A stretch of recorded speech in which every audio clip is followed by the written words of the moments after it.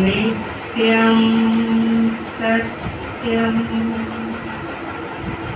कमलसदृशं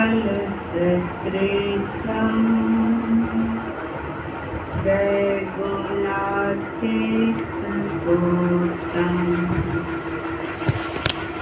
देहातीतं अभयलोकं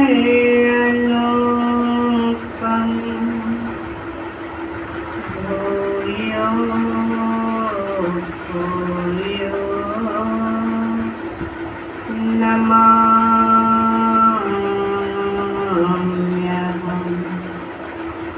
भूयो भूयो नमाम्यहम्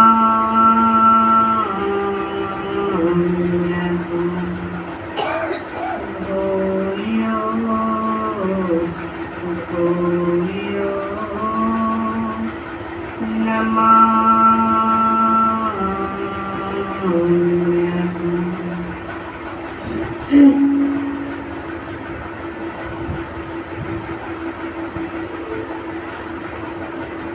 सत्संग प्रेमी सज्जन दिन धर्मशीला माताओं तथा भक्तिमती बहनों, प्यारे बच्चों,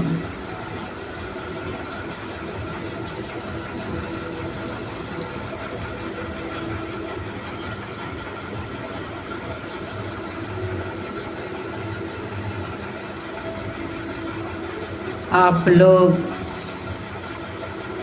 बहुत पुण्यात्मा हैं जो जहाँ तहाँ से इस सत्संग में उपस्थित हो गए हैं।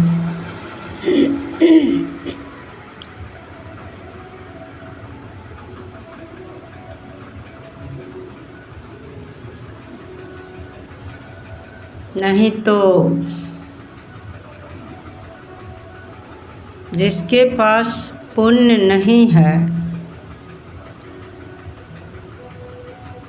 उस सत्संग में आ पाना उसके लिए मुश्किल है। जिसके पास पुण्य की पूंजी है वही सत्संग में भाग ले सकते हैं, संत का दर्शन कर सकते हैं, संतों के ज्ञान का श्रवण कर सकते हैं और वही उस ज्ञान को अपने आचरण में उतार सकते हैं।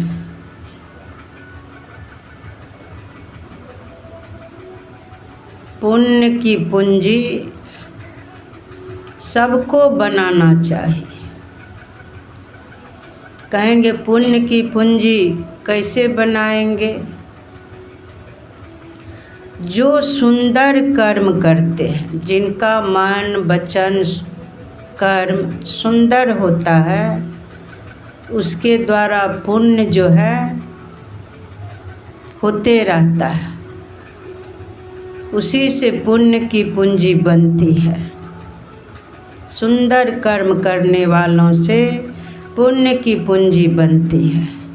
सदाचारी व्यक्ति से, शिष्टाचारी व्यक्ति से, सुच्याचारी व्यक्ति से, मतलब सज्जन पुरुषों से पुण्य की पूंजी बनती है। सज्जन वही होते हैं जो संत से जुड़ जाते हैं। संत के ज्ञान का प्रकाश जिसके मन पर पड़ता है तो उससे फिर पंच पाप नहीं होता है। पंच पाप से बचने की कोशिश करते हैं, छहों विकारों को बस में करने की कोशिश करते हैं। पंच पाप और छह विकार दिखता है। जो संत के ज्ञान में चलते हैं तो पंच पाप और छहों विकार दिखता है, नहीं तो दिखता कहाँ है। आज इसी सत्संग स्थल पर तुरंत सत्संग सुने। एक व्यक्ति तुरंत सत्संग समाप्त हुआ, उसके बाद मोबाइल में फ़ोन आया, फ़ोन आ गया, घर से आया होगा। तो कहते हैं, उधर से पूछ रहे थे कहाँ हैं आप, तो बोले रास्ते में हूँ, आ रहा हूँ।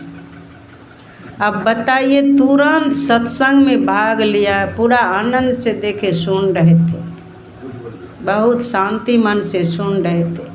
अब फ़ोन आया तो कहते हैं मैं रास्ते में हूँ, है सत्संग आश्रम में। तो इससे पता चलता है कि पंच पाप दिख नहीं रहा है। बताइए, सुन रहे हैं, पंच पाप नहीं करना चाहिए, बोलते भी हैं कि पंच पाप नहीं करना चाहिए। व्यभिचार, चोरी, नशा, हिंसा, झूठ, ये पांचों महापाप है। सभी पापों के बाप जो है झूठ है। झूठ में सारे पाप समा जाते हैं। अब वो सत्संग स्थल पर ही हैं, यहीं से कह रहे हैं मैं रास्ते में हूँ। बताइए, कह देते कि मैं सत्संग में हूँ, अब सत्संग समाप्त हो गया है, तुरंत आ जाऊँगा, तो क्या हो जाता। अधिक से अधिक कठोर वचन सुनना पड़ता। घर के लोग कठोर कठोर वचन कहते, यही ना। लेकिन ये तो सत्य में प्रतिष्ठित रहते, सत्य ही उनकी संभाल करते। तुकाराम जी के साथ कितना अनर्थ होता था। उनकी पत्नी जो थी ऐसी कर्कशा थी, बहुत तरह से उनको कष्ट देते थे, फिर भी वो सत्य में प्रतिष्ठित रहते। उसका फल है कि देखिए वो अमर हो गए, वो अमर हो गए। अध्यात्म जगत के सूर्य बनकर लोगों को के चरित्र को प्रकाशवान करते हैं, चरित्रवान बनाते हैं, लोगों के चरित्र को सुंदर बनाते हैं। उनके ज्ञान का प्रकाश जब तक यह संसार रहेगा तब तक उनके ज्ञान का प्रकाश फैलते रहेगा। वो बर्दाश्त किए तब तो। इसीलिए पंच पाप कैसे दिखेगा, कैसे पंच पाप से छुटकारा पाएंगे। पंच पाप रूपी राक्षसी मानव प्राणी को निगल गया है, दिखता नहीं है। और सब प्राणी जो है वो तो भोग योनि है। कर्म का जाल जो है इसी मानव से ही बढ़ता है। मानव के द्वारा ही, इस मानव को ही कर्म फांस लगता है। क्यों लगता है?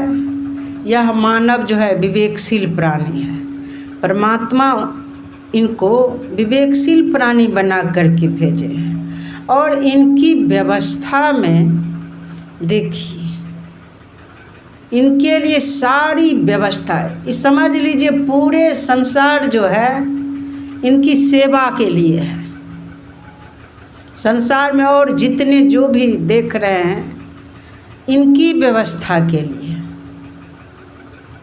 ये मानव कैसे स्वस्थ रहेंगे, हर तरह से इनकी संभाल कैसे होगी, सारी व्यवस्था इसी मानव के लिए, इसी मानव के मनोरंजन के लिए, इसी मानव को हर तरह शांति प्राप्त कराने के लिए, इसी मानव के लालन पालन के लिए, सारी व्यवस्था इन्हीं के लिए। फिर भी ये मानव जो है समझते नहीं हैं। और सब प्राणी को देखिए, 9 हाथ है, 9 पैर है, पैर है, लेकिन वो सब पैर किस काम का? जिस पैर से हम संत दर्शन नहीं कर सकते हैं जा कर के। जिस पैर से चलकर सत्संग स्थल पर नहीं जा सकते हैं वो पैर किस काम का। जिस हाथों से संतों की सेवा नहीं कर सकते हैं, माता पिता गुरु की सेवा नहीं कर सकते, वह हाथ किस काम का। जिस नेत्र से संत का दर्शन नहीं कर सकते हैं वह नेत्र किस काम का। जिस कर्ण से संतों के अमृत तुल्य वचन नहीं सुन सकते हैं वह कर्ण किस काम का। वह सभी इंद्रियां किस काम की, बताइए। इसलिए सारी व्यवस्था इस मानव के लिए, संसार में भी सारे सुख सुविधा उनके लिए। गर्मी लगने पर पंखे की व्यवस्था, ठंडी लगने पर रजाई कंबल की हीटर की व्यवस्था, भूख लगने पर तुरंत भोजन की व्यवस्था, प्यास लगने पर पानी की व्यवस्था, आने जाने के लिए गाड़ी की व्यवस्था, व्यवस्था ही व्यवस्था है।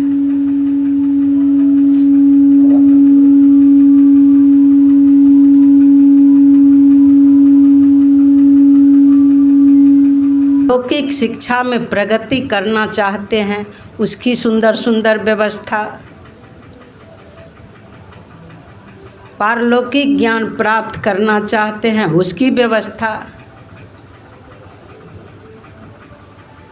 जो इस संसार को बनाए हैं उस परमात्मा का दर्शन करना चाहते हैं उसकी व्यवस्था।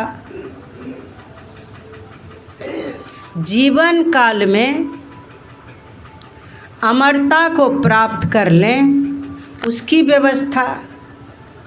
फिर जन्म मृत्यु के चक्कर में नहीं फंसना पड़े, माँ के गर्भ में नहीं जाना पड़े, वो व्यवस्था।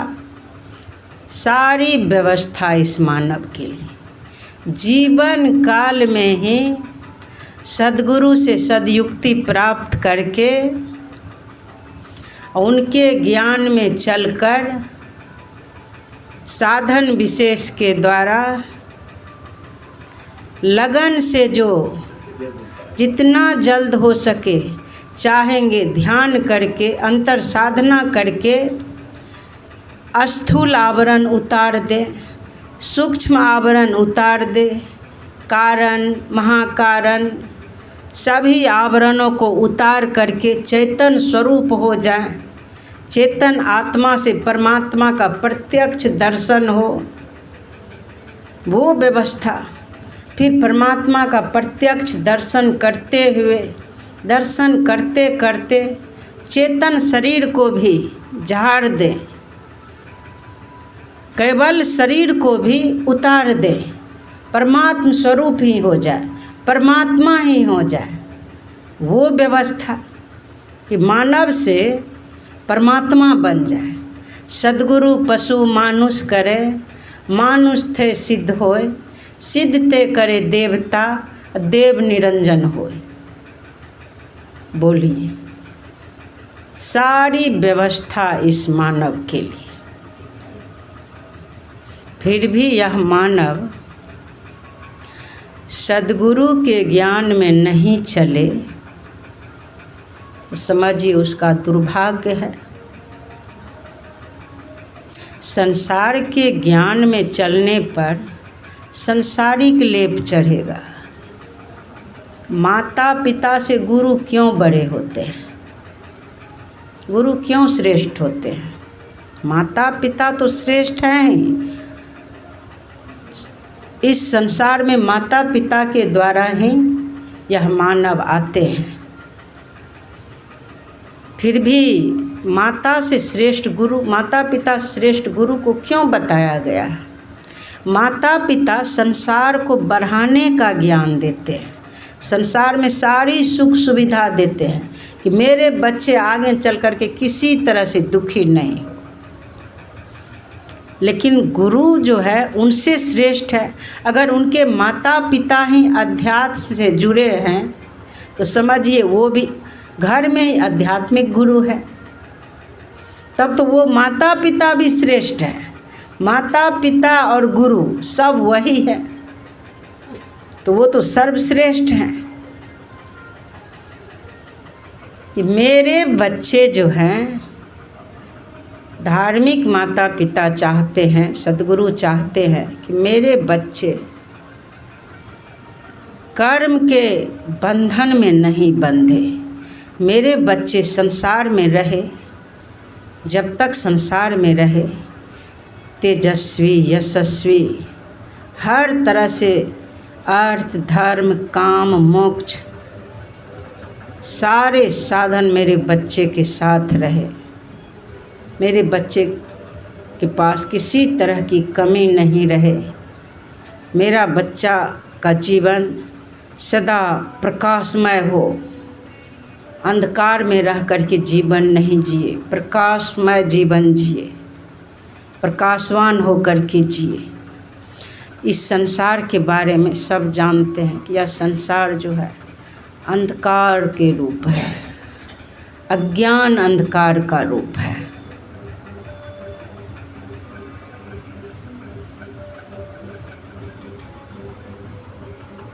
इस आँख से जो भी दिख रहा है सब जान रहे हैं, सबका एक दिन नाश हो जाएगा। जो भी दिख रहा है गो गोचर जहम लगी मन जाई, सो सब माया जाने हूँ भाई।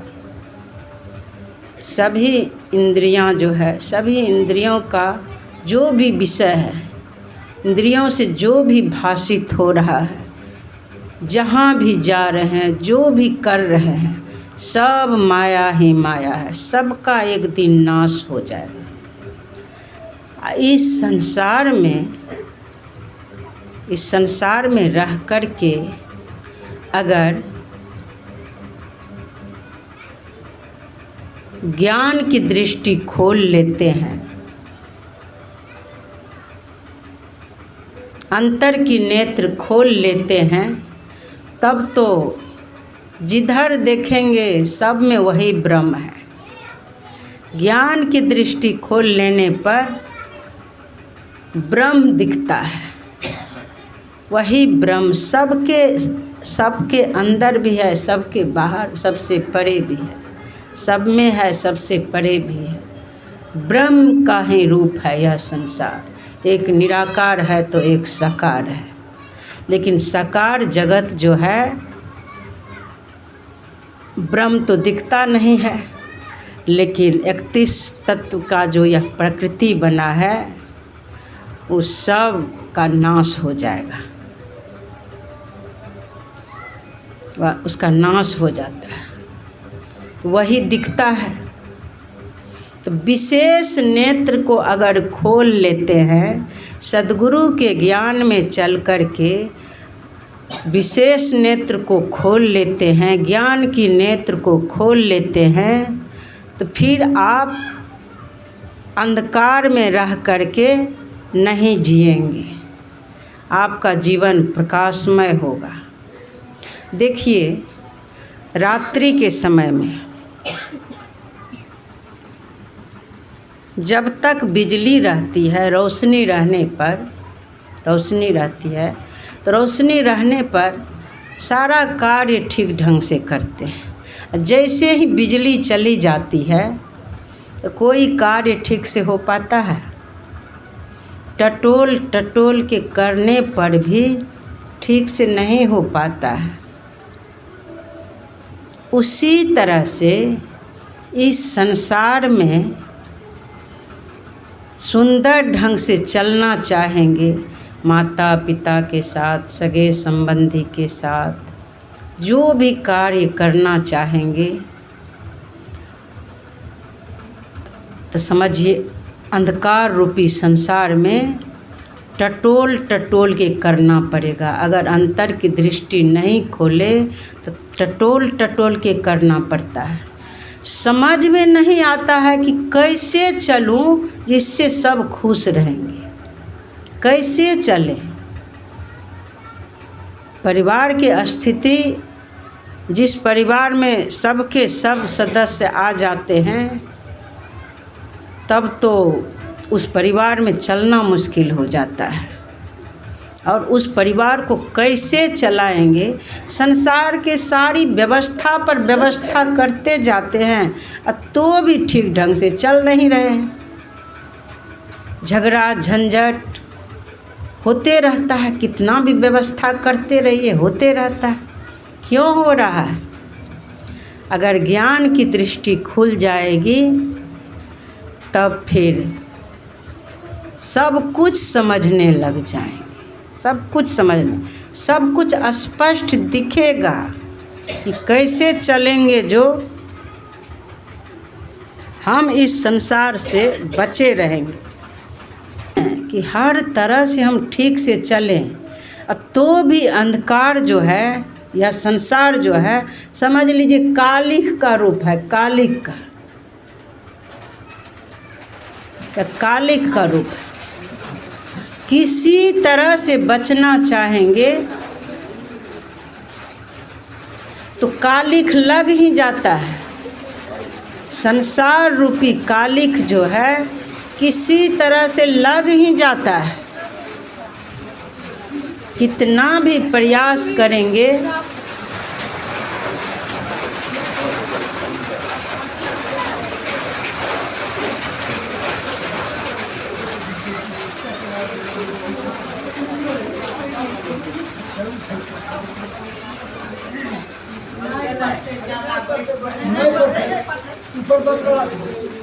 स्वागत क्या रहते माता जी के स्वागत क्या रहते नहीं पड़ता स्वागत से के बैठो लगे जी कम फटा लगूंगा लगे चार दिन के ऊपर मत रहो। कितना भी इस अंधकारमय जगत में बचने की कोशिश करेंगे तो इनको कालिख का रूप कहा गया है, या कालिख लग ही जाता है। किसी तरह से चलेंगे तो इसीलिए कहते हैं संसार के तरफ जाने से पहले, परिवार बढ़ाने से पहले जितना है उतना में ही, बढ़े नहीं उससे पहले अंतर की दृष्टि खोल लीजिए। अंतर की दृष्टि नहीं खुल पाई है तो सद्गुरु से युक्ति जान लीजिए। और संसार के तरफ बढ़ने से पहले रोज़ सोते हैं और जैसे ही जगते हैं तो जगने पर जगने की कोशिश करिए कि जल्द से जल्द जग जाए। जैसे ही जगते हैं तो कुल्ला वगैरह करके एकदम फ्रेश होकर के जल ग्रहण कर लीजिए। नींद नहीं आएगी, आलस नहीं सताएगी, थोड़ा सा घूम फिर लीजिए। और अपने मन को, जैसे मोबाइल को लोग चार्ज करते हैं, लाइट को चार्ज करते हैं, जो चार्ज करने वाले वस्तु है उनको चार्ज कर लेते हैं, उसी तरह से अपने मन को भी सद्गुरु के दिया हुआ मंत्र जो है, जो युक्ति बताया गया है, जो मंत्र जाप करते हैं, मंत्र से, मंत्र रूपी बिजली से जोड़ दीजिए। अपने मन को मंत्र रूपी बिजली से जोड़ दीजिए, या अपने मन को दृष्टि योग रूपी बिजली से जोड़ दीजिए। वहाँ पर सुखमना नाड़ी है, जब जितनी बार सुखमना के तरफ मन रहेगा उतना चार्ज होते जाएगा। जितनी बार जो सार शब्द सुनते हैं तो सार शब्द का श्रवण कर रहे हैं तो चार्ज हो रहा है। गुरु महाराज के स्मरण हो रहा है, रूप का स्मरण हो रहा है तो चार्ज हो रहा है। जितना लगन से अपने मन को गुरु महाराज से जोड़े रहेंगे, उस परम प्रकाश से जोड़े रहेंगे, उस सार शब्द से जोड़े रहेंगे, जो जहाँ हैं वहाँ पर अपने मन को जोड़ दीजिए। जैसे सो के उठते हैं या बिखर गए हैं, संसार के कार्य करते करते डिस्चार्ज हो गए हैं, डिस्चार्ज ही हो जाता है, वो जड़ हो जाते हैं, पिंडी मन हो जाता है, पिंड में आ गए हैं, सभी इंद्रियों से जो क्रियाकलाप हुआ है तो डिस्चार्ज हो गए।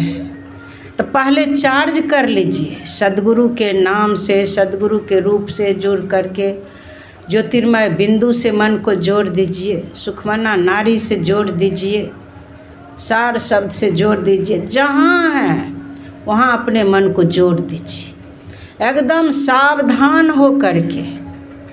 कभी कभी देखती हूँ ये लोग ये मोबाइल को चार्ज करती है तो चार्ज में लगा देती है वहाँ पर, लेकिन बटन नहीं दबाती है। तो जैसे लगाई थोड़ा सा भी चार्ज नहीं हुआ।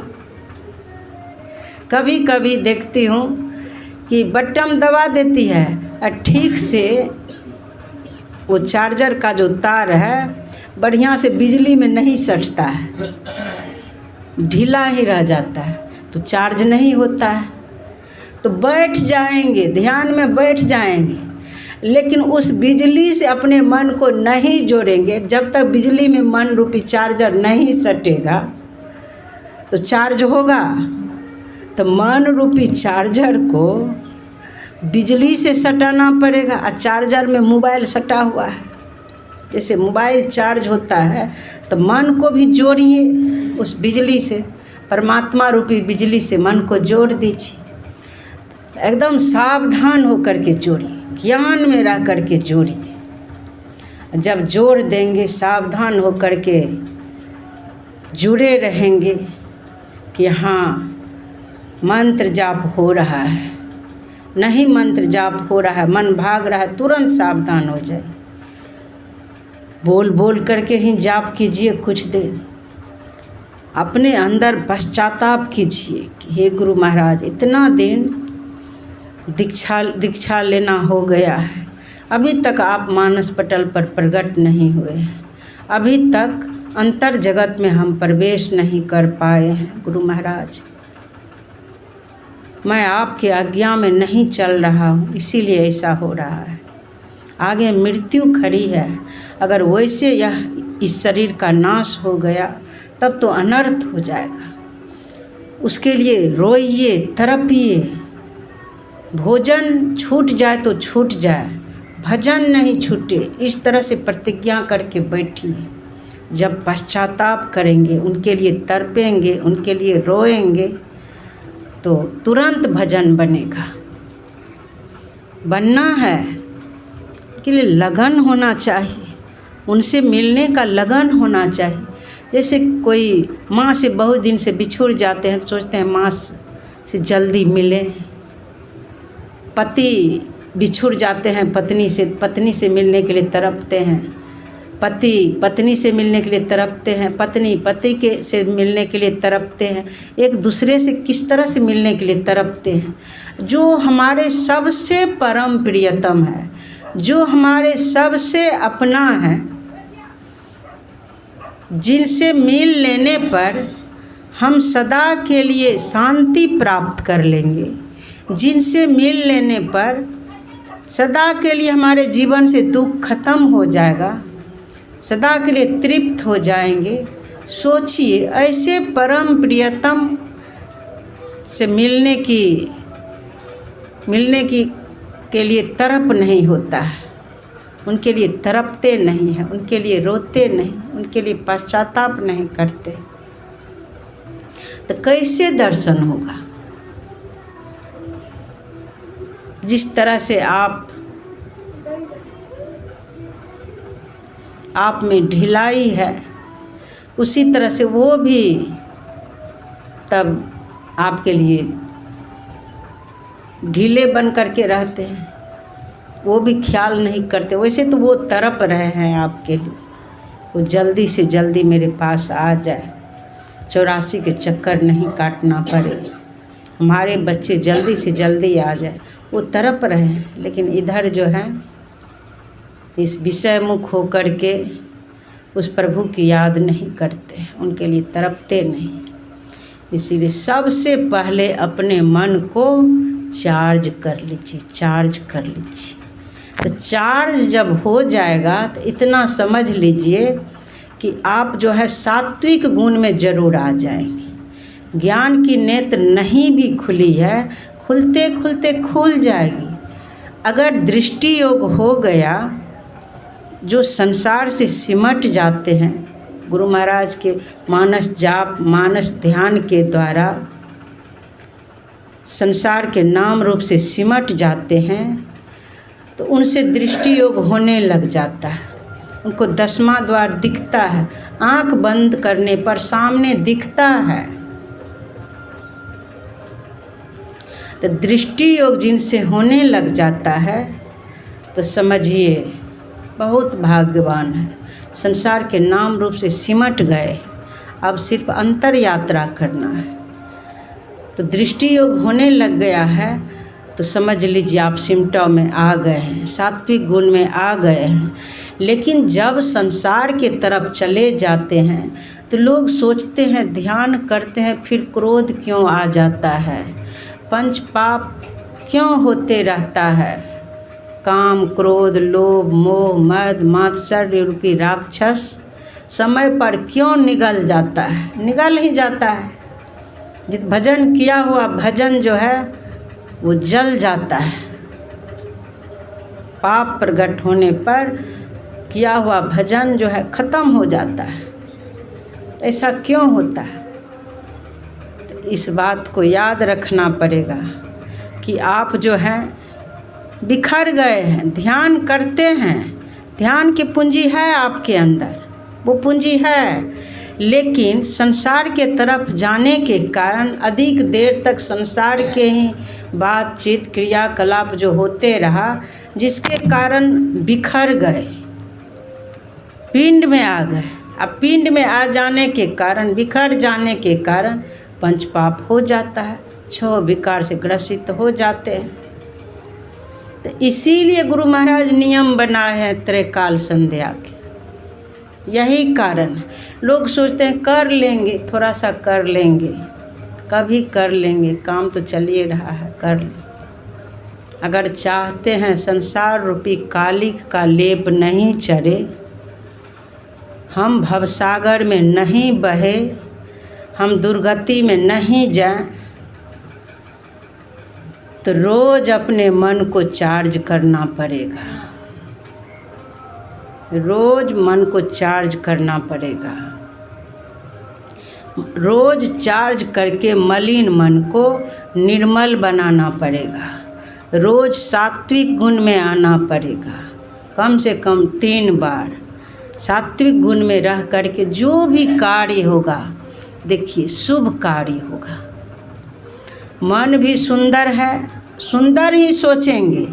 अब देखिए लाभ कितना है चार्ज करने पर, मन को चार्ज कर लेने पर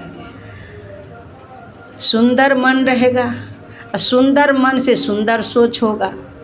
जो भी सोच होगा, दूसरे के बारे में भी सोचेंगे, सुंदर ही सोचेंगे, इसका कल्याण हो जाए, हम इस तरह से सेवा करेंगे, माता पिता की सेवा करेंगे, दादा दादी की सेवा करेंगे, आए गए अतिथि की सेवा करेंगे। जो जैसा मन रहता है वैसा कर्म भी बनता है, फिर सुंदर कर्म भी होगा। घर में भी माता पिता गुरु की आज्ञा का पालन करेंगे, आए गए अतिथि की सेवा करेंगे, मन लगा करके पढ़ाई करेंगे, मन लगा करके जो भी कार्य करेंगे मन लगा करके करेंगे, समय का दुरुपयोग नहीं करेंगे। चार्ज नहीं किए हैं मन को, अगर चार्ज नहीं किए हैं, पढ़ाई भी मन लगा के नहीं होगा, पिंड में है, मन चंचल बना रहेगा, अशांत मन रहेगा, पढ़ाई भी मन से नहीं होगा, कुछ से कुछ सोचते रहेंगे। न कर्म सुंदर ढंग से होगा, मन है कहीं और, कर्म हो रहा है कहीं और वो जो जो सोच के करेंगे वो लेप चढ़ रहा है, और उसका फल होगा आगे दुख, वही पूंजी बन रही है। न मन सुंदर होगा, न वचन सुंदर होगा, न कर्म सुंदर होगा। चार्ज करके मन को नहीं रखेंगे, हर समय चार्ज रखना है, डिस्चार्ज होने ही नहीं देंगे। बिजली रहने पर अब डिस्चार्ज होने वाला रहता है मोबाइल, तो इसको देखती हूँ कि तुरंत बोलती है अब डिस्चार्ज हो जाएगा, तुरंत चार्ज में लगा देती है। अब सद्गुण जो है ख़त्म होने वाला है, पिंड में अब उतरने वाले हैं, धीरे धीरे पिंडी मन हो जाएगा। तो चार्ज में लगा देती है, फिर धीरे धीरे फुल चार्ज हो जाता है। तो अब डिस्चार्ज होने वाले हैं, फिर समय पर ध्यान में बैठ गए, हाथ पैर धो करके जहाँ है, खेत में है वहीं बैठ गए, जहाँ भी हैं वहीं बैठ गए, मन को जोड़ दिए। लोगों को कभी कभी ऐसा होता है सबके साथ हैं, स्कूल में है, दुकान में है, कोई भी बिजनेस कर रहे हैं, जहाँ भी है वहाँ मन को जोड़ दीजिए। मौका नहीं लगा है बैठने का, उतना देर के लिए 1 घंटे के लिए 1-1.5 घंटे में मन चार्ज होगा, उतना देर के लिए मन को जोड़ दीजिए। हर समय लक्ष्य पर रहिए, मन चार्ज हो जाएगा, सात्विक गुण में आ जाएंगे, सात्विक गुण में आ जाएंगे। रामकृष्ण परमहंस कहते थे, इस बात को मैं जहाँ भी जाती हूँ अगर याद आ जाती है तो बोल ही देती हूँ कि माँ बहन कटहल बनाती है तो हाथ में तेल लगा लेती है ताकि लस्सा नहीं लगे। उसी तरह संसार की तरफ जाने से पहले, संसार रूपी कटहल को बनाने से पहले, बनाना ही होता है, बहुत तरह के क्रियाकलाप करना होता है, उससे पहले भजन रूपी तेल खूब लगा लीजिए। मन रूपी हाथ पर भजन रूपी तेल लगा लीजिए और तब संसार की तरफ जाइए। अगर भजन रूपी तेल नहीं लगाए तो संसार रूपी कटहल के लस्सा लगेगा ही। संसार रूपी कटहल का लस्सा इस तरह से लगेगा, यह लस्सा तो तेल लगा करके व्यवस्था करके तुरंत छूट जाएगा, 1-8 घंटा में छूट जाएगा। लेकिन जब संसार रूपी उस माया का लस्सा लगेगा तो इस तरह से लगेगा कि कितना भी सर्फ साबुन रगड़ते रहेंगे नहीं छूटेगा। वह लस्सा छूटेगा सत्संग ध्यान करने से। तो यही मौका है, जन्म जन्म से इस मन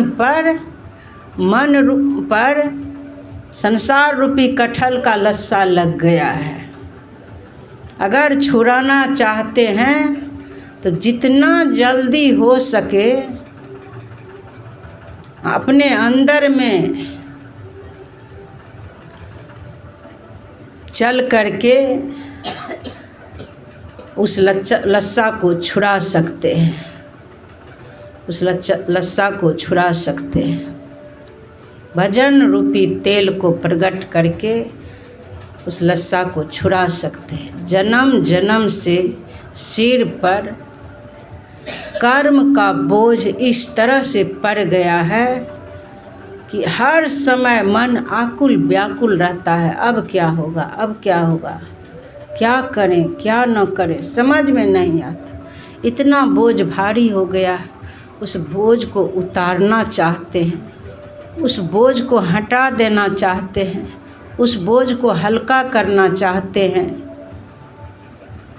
तो अपने अंदर में अस्थिर हो जाइए, मन को पिंड ब्रह्मांड के मध्य में अस्थिर कर लीजिए। अभ्यास करते करते यह मन अस्थिर होगा। जैसे ही मन अपने घर में, सुखमना रूपी घर में, इस जीवात्मा का घर जो है इसी शरीर में है, वह स्थान है सुखमना, अपने से जो बनाए हैं उस शरीर का घर है, शरीर को रखने का घर है। लेकिन इस जीवात्मा का घर इसी शरीर में है, इस भगवान का बनाया हुआ शरीर रूपी घर में है। घर में घर है, शरीर रूपी घर में जीवात्मा का घर है। इस जीवात्मा को, इस मन को उस सुखमना में अस्थिर कर दीजिए। कुछ दिन अभ्यास करेंगे, हो जाएगा, होना है। लगन से अभ्यास करके देखिए ना, होना है। इस जीवात्मा को उस सुखमना रूपी घर में अस्थिर कीजिए। जैसे ही अस्थिर करेंगे वैसे ही जन्म जन्म से जो सिर पर भारी बोझ पड़ा हुआ है, वह बोझ जो है तुरंत हल्का हो जाएगा, बोझ सिर पर से उतर जाएगा।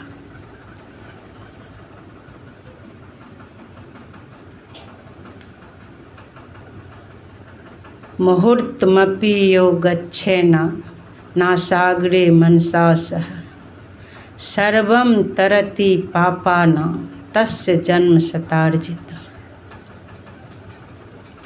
मुहूर्त भर भी, कुछ देर भी अपने मन को नसाग्र में स्थिर कर लेते हैं, कई जन्मों का किया हुआ पाप जो है खत्म हो जाता है, क्षय हो जाता है। पाप रूपी बोझ जो सिर पर है वो खत्म हो जाता है। मुहूर्त भर भी स्थिर कर ली, कुछ देर अपने मन को स्थिर कर लिए, फिर बाद में देखेंगे धीरे धीरे ऐसा अभ्यास मन का हो जाता है। एक बार मन को स्थिर कर लिए, फिर यही मन बारंबार कहेगा चलो जहाँ पर चैन है, चलो जहाँ शांति है। बाहर में इसको मन लगेगा ही नहीं। जो मन अभी शत्रु बना हुआ है, इस मन को फिर संसार में मन लगेगा ही नहीं। जहाँ पर इनको शांति मिलती है, जहाँ पर इस मन को चैन मिलता है, जहाँ पर इस मन को आनंद मिलता है, परम आनंद, वहाँ जाएगा कि संसार रूपी अग्नि में जलने जाएगा। तब पता चलेगा, एक बार अंदर में शांति मिल जाए तब पता चलेगा कि बाहर में किस तरह से लोग अशांत रहते हैं। जो मौन व्रत करते हैं तो उनको पता चलता है कि लोग कितना फालतू बोलते हैं। जो मौन व्रत करने लग जाते हैं, सप्ताह में एक रोज़ मौन व्रत रखिए, लिख करके कॉपी कलम रखिए, सारा कार्य लिख करके कर सकते हैं। फिर रोज़ नियम बनाइए, जब तक स्तुति प्रार्थना शुरू नहीं कर देते हैं तब तक मुख को नहीं खोलेंगे। तो उसी को पता चलता है वाणी का महत्व, कि कितना वाणी का दुरुपयोग कर रहे हैं उसको पता चलता है।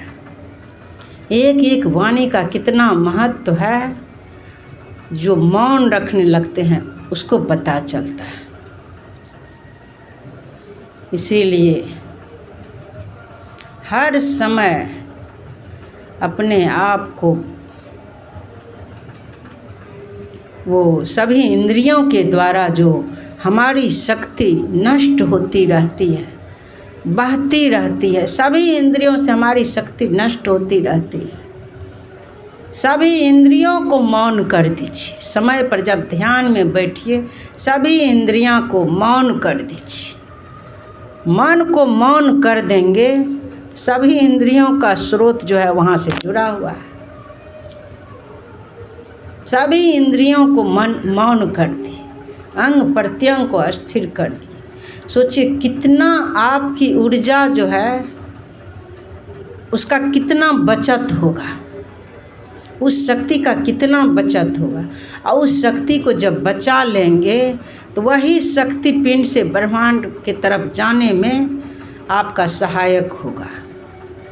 और उस शक्ति को तो बहाते रहते हैं, उस शक्ति को नष्ट करते रहते हैं। कैसे ब्रह्मांड के तरफ जाएंगे, कैसे अंतर की नेत्र खुलेगी, कैसे ज्ञान के नेत्र खुलेगी। ज्ञान की नेत्र खोलना चाहते हैं तो अपने आप को बचाइए। एक बार सत्संग ऐसे सुनते थे, सत्संग सुनते सुनते भी अंतर्दृष्टि खुलने लग जाती है, भक्ति की पूंजी जो है उनकी बनने लग जाती है। सत्संग सुनते सुनते भी होता है। ध्यान का भी अभ्यास करते हैं, सत्संग का भी अभ्यास करते हैं, सुनते हैं तो बहुत लाभ होता है। एक बार सत्संग सुन ही रहे थे तो उधर से कोई बाबा बोल रहे थे, अंतर से ऐसा लगा कि अंदर से मेरे सामने से कुछ पर्दा हट गया, ऐसा मुझको ऐसा हुआ और अपने आप ऐसा होने लग गया। वहाँ से कुछ और सुना रहा था, कहानी सुना रहा था।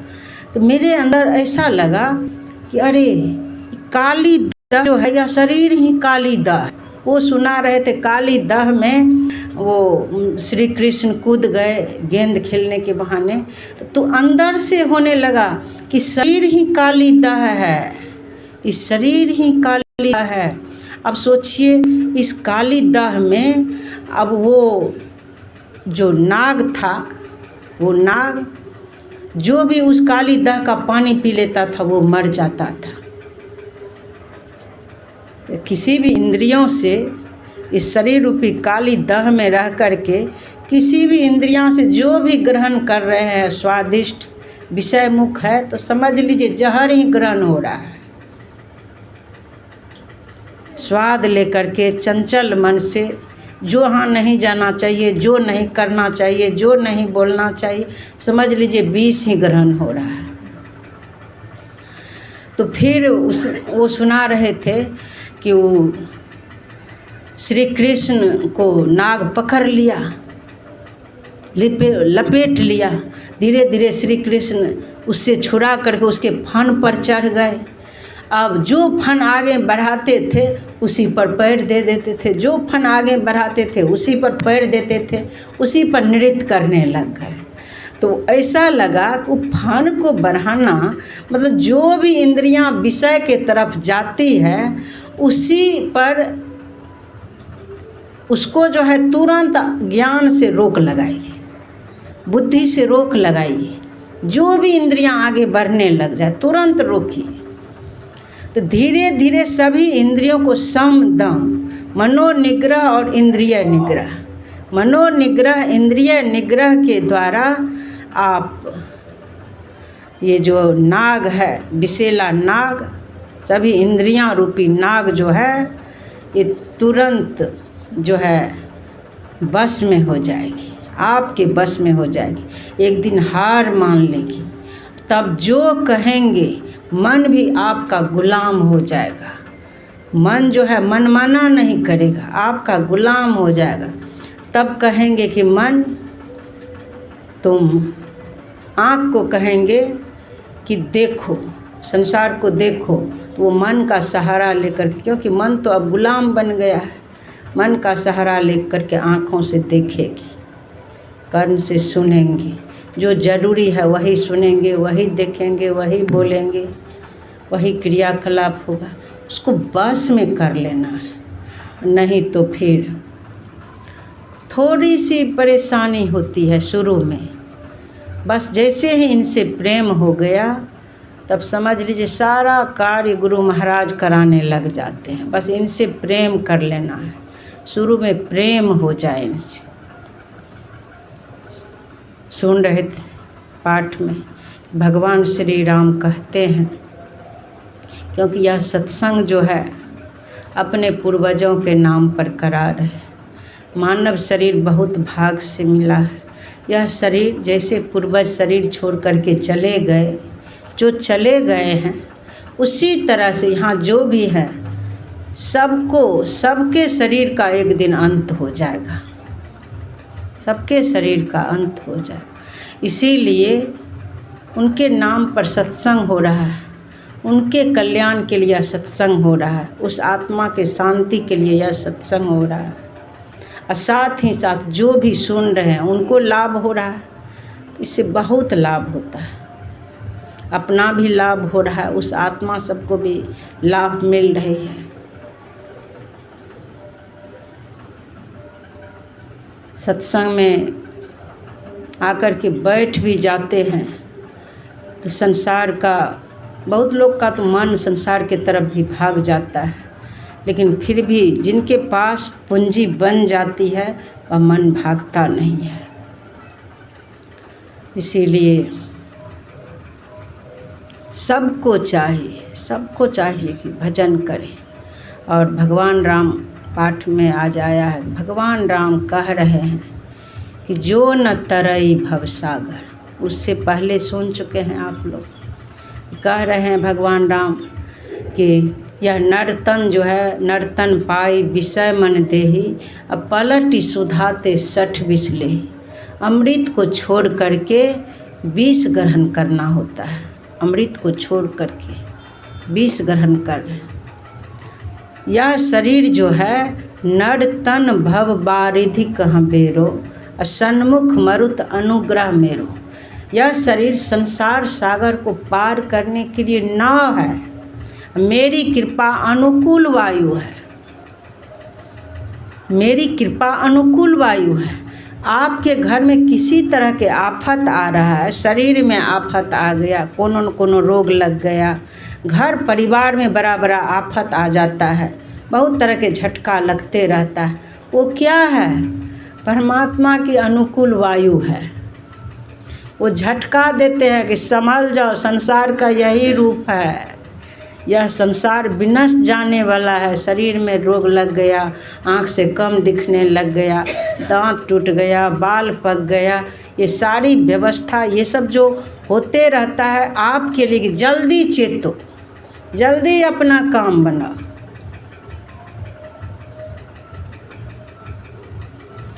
और वही परमात्मा करण धार सतगुरु दृढ़ नाव, इस दृढ़ नाव के मल्ला सतगुरु है।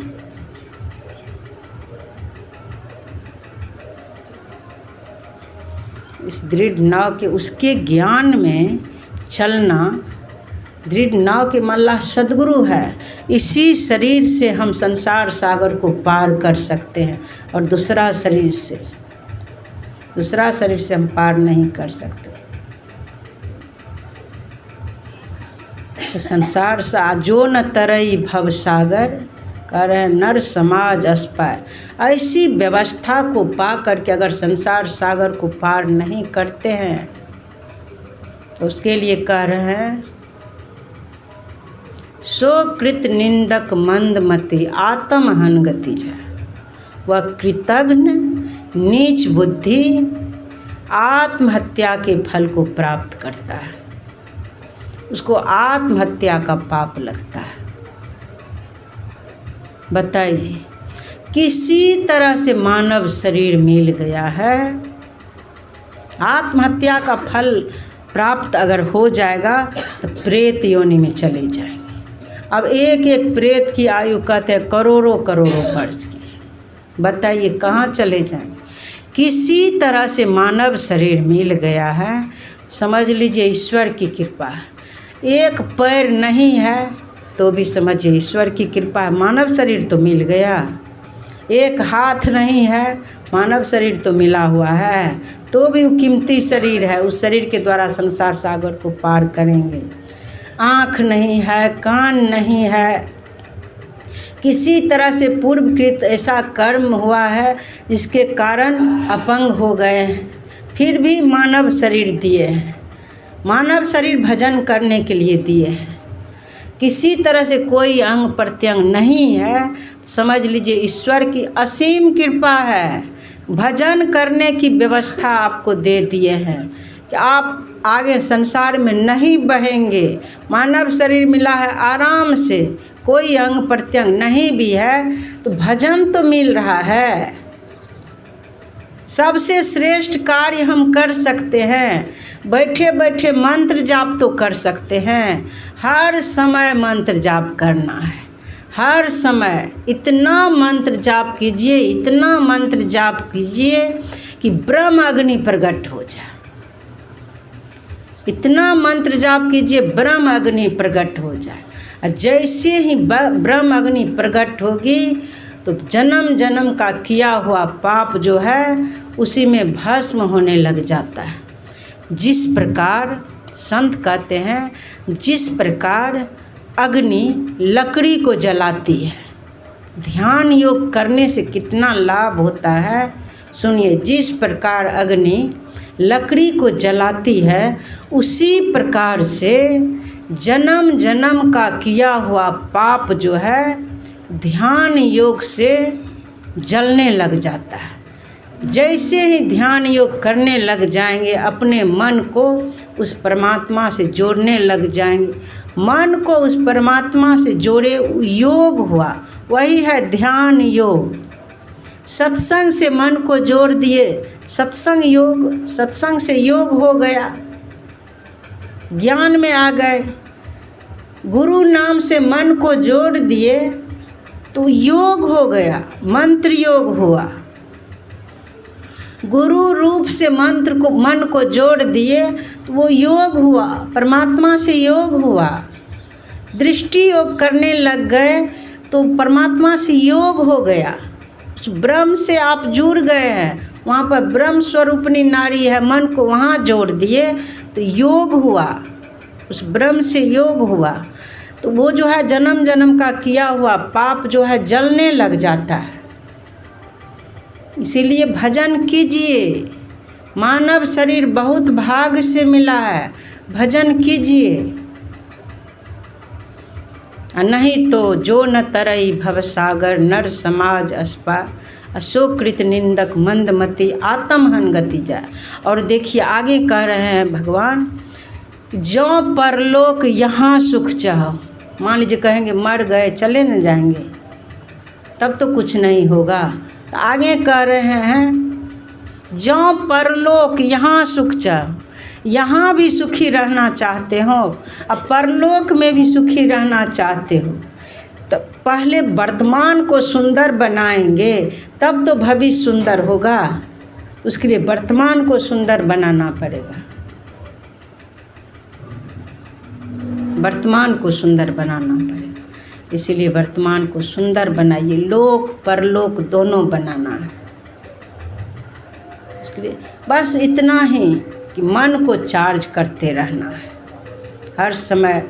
जब समय मिले मन को चार्ज कर लीजिए, थोड़ा सा भी डिस्चार्ज हो जाए तुरंत बिजली से जोड़ दीजिए। जैसे मोबाइल वगैरह को चार्जर बिजली में लगा देते हैं, तो हमारे सद्गुरु असली चार्जर है। हमारे सद्गुरु वो हमारे साथ ही है, मंत्र जान गए हैं वो हमारे साथ ही हैं। मन से मंत्र जाप करते रहिए, मन से मंत्र जाप करते रहिए, मन से मंत्र को जोड़ दिए चार्ज होना शुरू हो जाएगा। तो हर समय ध्यान बैठ कर के क्यों करते हैं? बैठ कर के जो ध्यान करते हैं इसीलिए बैठ कर के करते हैं। कम से कम 3 समय बैठ कर के अगर ध्यान कर लेंगे तो फुल चार्ज हो जाएगा। फिर बाद में थोड़ा भी डिस्चार्ज होगा तो मंत्र जाप के द्वारा चार्ज होते रहेगा, मंत्र जाप करते रहेंगे चार्ज होते रहेगा। बिल्कुल छोड़ देंगे तो डिस्चार्ज जल्दी में होगा। फिर थोड़ा बहुत डिस्चार्ज हुआ है, फिर जब समय मिले तब चार्ज कर लीजिए। इस बात को हर समय याद रखेंगे। माता द्रौपदी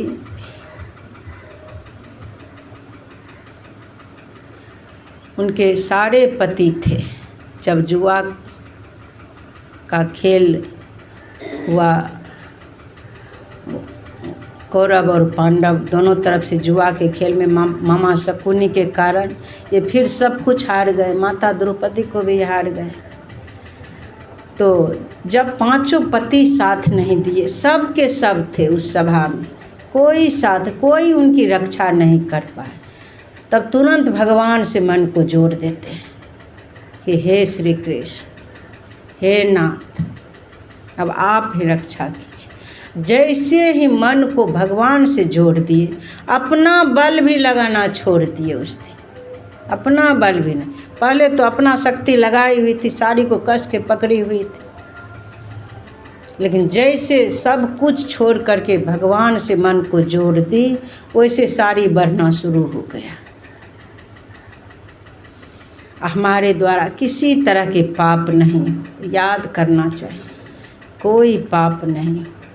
माता सीता भगवान की पत्नी है, उसी तरह भगवान का यह संसार है, उसका रावण हरण कर लिया। विचार कीजिए, माता सीता का हरण कर लिया, उसका परिणाम क्या हुआ?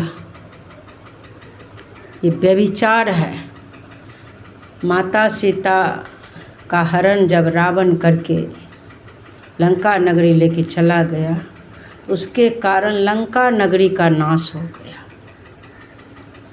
कोई भी पाप नहीं करे, कोई भी पाप जो है पाप है। सारी व्यवस्था परमात्मा हर मनुष्य के साथ कर दी, समय पर सब कुछ होता है। तो इसीलिए हर समय ज्ञान में रह कर के चले, हर समय ज्ञान में रहें। सुदामा जी श्री कृष्ण का हिस्सा खा लिए, उसके कारण दरिद्र हो गए। महादलिद्र हो गए। बच्चे भी कष्ट भोग रहे हैं, पत्नी भी कष्ट भोग रही है, अपना भी कष्ट, पूरे परिवार कष्ट भोग रहे हैं। और छुटकारा तब मिला उस पाप से जब भिक्षा के अन्न ही फिर श्री कृष्ण को खिलाए, तब हुआ। देखिए युधिष्ठिर जी महाराज जब यज्ञ किए तो यज्ञ में, उस यज्ञ में भगवान श्री कृष्ण से पूछे कि कैसे समझेंगे कि हमारा यज्ञ संपन्न हुआ, कैसे समझें। भगवान कृष्ण बोले कि निराधार में घंटी टंगवा दो। जब घंटी टंगवा दोगे और तुम्हारा यज्ञ भी चालू होगा। जब घंटी बज जाएगी 3 बार, जब घंटी बजेगी तो समझ लेना तुम्हारा यज्ञ पूरे संपन्न हो गया। हजारों हजार लोगों को भोजन कराए, हजारों हजार को खूब दान दक्षिणा दिए, खूब खिलाए पिलाए, खूब दान दिए, लेकिन घड़ी घंट नहीं बजी। कब बजी घड़ी घंट? जब स्वपच डोम को, वो संत हैं, स्वपच डोम एक कोर खाए, सब कुछ मिला जुला दिया, एक कोर खाए, एक कोर ग्रहण कर लिए थे। तब तक में माता द्रौपदी देख लेती है, कहती है अरे कितना मेहनत से 56 प्रकार के भोजन बनाए, थोड़ा ये स्वाद ले ले करके ग्रहण करते, ये तो एक में ही सब कुछ मिला करके खा लिए है, तो जात का डोम ना। वैसे ही उनका हाथ रुक गया, लेकिन एक कोर जो खा लिए तो घड़ी घंट बज गई। आगे वो जात पात ये सब मन से नहीं सोचती, संत के प्रति गलत नहीं सोचती, तो आगे मुक्त भी हो जाती, लोक परलोक दोनों बन जाता। लेकिन यज्ञ सफल हो गया, एक कोर भी खाई तो यज्ञ सफल हो गया। इसीलिए हर समय संत से जुड़े रहिए, संत सद्गुरु से जुड़े रहिए, सदा कल्याण होगा, सदा कल्याण होगा। अब ये सुनीता माता, क्या नाम है इनके पति का? हाँ, कपिल देव बाबू। ये कपिल देव बाबू और ये बजरंगी लाल, यही दोनों में दम है। इतना बड़ा कार्य करने का साहस है, तो बहुत धनवान सब इस गांव में, बड़ा बड़ा बिल्डिंग है। लगता है रात में उधर घूमने गई थी, लग रहा था द्वारिकापुरी यहीं पर प्रकट कर ली। उधर देखी बहुत बड़ा बिल्डिंग, लेकिन सद्गुरु के ज्ञान से दूर है। नहीं तो यह यज्ञ जो है इस तरह से नहीं होता, बहुत बड़ा रूप ले लेता। तो यही दोनों में आध्यात्मिक बल है, जिसका फल है जो सत्संग हो ही जाता है। हर साल यहाँ पर सत्संग हो ही जाता है। इसी दोनों के पुण्य का फल जो है इस सत्संग यज्ञ को प्रकट कर देते हैं। इसीलिए मैं इन दोनों परिवार के लिए, दोनों के लिए गुरु महाराज से प्रार्थना करती हूँ कि गुरु महाराज ये सब इस यज्ञ में ये दोनों तन लगाए हैं, या जो भी इस यज्ञ में साथ दिए हैं।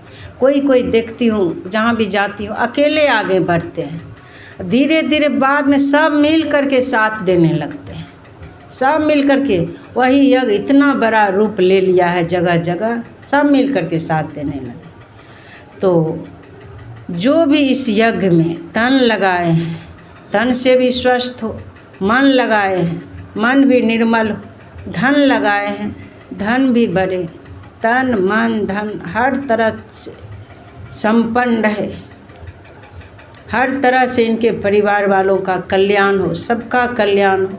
इनके जो पूर्वज हैं, मैं उनके लिए भी गुरु महाराज से प्रार्थना करती हूँ। गुरु महाराज वो जहाँ भी हैं हर तरह से उनका कल्याण हो, उनका कल्याण हो। आप लोग जो जहाँ से आए हैं, मैं गुरु महाराज से आप सबों के लिए प्रार्थना करती हूँ कि हर तरह से आप लोग यहाँ पर समय दान दिए, इसीलिए गुरु महाराज से प्रार्थना करती हूँ, गुरु महाराज सबके जीवन में शांति आ जाए, आपके भक्ति रस से सब भींगते रहे, सबका कल्याण हो, सबका कल्याण हो। ये माइक वाले भी बाहर से इसका माइक आया हो, मैं इनके लिए भी कहती हूँ कि इनका भी बिजनेस बढ़े। हर तरह से जिनको मैं नहीं जानती हूँ, दूर से भी जो सुन रहे हैं, कुछ न कुछ लाभ लिए हैं, कहीं से लाभ लिए हैं, सबका कल्याण हो। श्री सद्गुरु महाराज की जय। सब गुरु महाराज के ज्ञान का प्रकाश सबके ऊपर पड़े, सबका कल्याण हो। सर्वे भवन्तु सुखिनः, सर्वे सन्तु निरामया, सर्वे भद्राणि पश्यन्तु, मा कश्चित् दुःखभाग् भवेत्। ओम पूर्णमदः पूर्णमिदं पूर्णात् पूर्णमुदच्यते, पूर्णस्य पूर्णमादाय पूर्णमेवावशिष्यते। ओम शांतिः शांतिः शांतिः। श्री सद्गुरु महाराज की जय।